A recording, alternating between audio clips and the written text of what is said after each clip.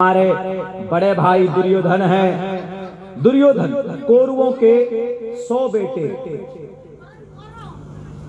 गंधारी एक औरत थी, उस गंधारी के पेट से ये 100 बच्चे कैसे पैदा हुए? रहस्यमयी तौर पर, ऐसे नहीं जैसे बच्चा नॉर्मल पैदा होता, वैसे नहीं, बल्कि गंधारी अपने घर में एक बहुत बड़े पीर जी आए उनके। हम लोग अपनी जुबान में पीर साहब बोलते हैं, अल्लाह के वली बोलते हैं, लेकिन उनकी जुबान में कोई महाराज आए, उनका नाम वैद व्यास आए, उनकी मेजबानी की, उनको खाना खिलाया। जैसे आज आप लोगों ने अल्हम्दुलिल्लाह अच्छा खाना खिलाया, अच्छा नाश्ता कराया, चाय अच्छी पिलाई है, वैसे तो खुश हो गए वैद व्यास जी। तो गंधारी एक औरत थी जो खाना बनाकर उनको खिला रही थी। तो गंधारी को वरदान दिया कि गंधारी लो, तुमको 100 बच्चे, 100 लड़के पैदा होंगे तुम्हारे। नहीं, 100 बच्चे पैदा होंगे, लड़के पुत्र पैदा होगा। 100 नहीं बल्कि 101। गंधारी ने कहा कि हमारे 100 लड़के चाहिए, 1 लड़की चाहिए। कहा ठीक है जाओ। 2 साल तक गर्भ में रही। कौन? गंधारी औरत, कौरवों की मां। तो 2 साल प्रेग्नेंट रहने के बाद एक गोश्त का टुकड़ा निकलता, गोश्त का टुकड़े को जन्म देती है, किसी बच्चे को नहीं। तो गंधारी ने सोचा कि गोश्त का टुकड़ा है, इसको उठाकर फेंक दो। तो वैद व्यास जी ने कहा कि नहीं, इस टुकड़े को, इस गोश्त के लोथड़े को 101 टुकड़ा करो, काटो।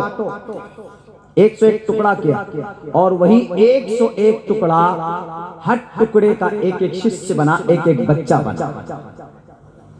तो इसी से कौरव है, कौरवों के 100 भाई है, तो वही 100 टुकड़े का 100 बच्चा बना, और 101 एक और था, तो वो एक की एक बच्ची, लड़की बनी, कौशाला नाम उस लड़की का।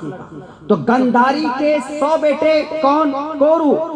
पांडवों के, कुंतुनी के 5 बेटे, उनका नाम पांडु। इन्हीं के बीच एक लंबी कहानी, इन्हीं के बीच में युद्ध हुआ, जमीन के मामले। जमीन नहीं बल्कि उससे पहले जुआ खेले गए, जुए में हार गए। कौन? पांडु। सब कुछ पांडवों के ऐश इशरत थे। और दुर्योधन जो बड़ा भाई था, उनका देखा कि ये हमारे 5 भाई बहुत ऐश में हैं, खूब गुस्से में हो गए।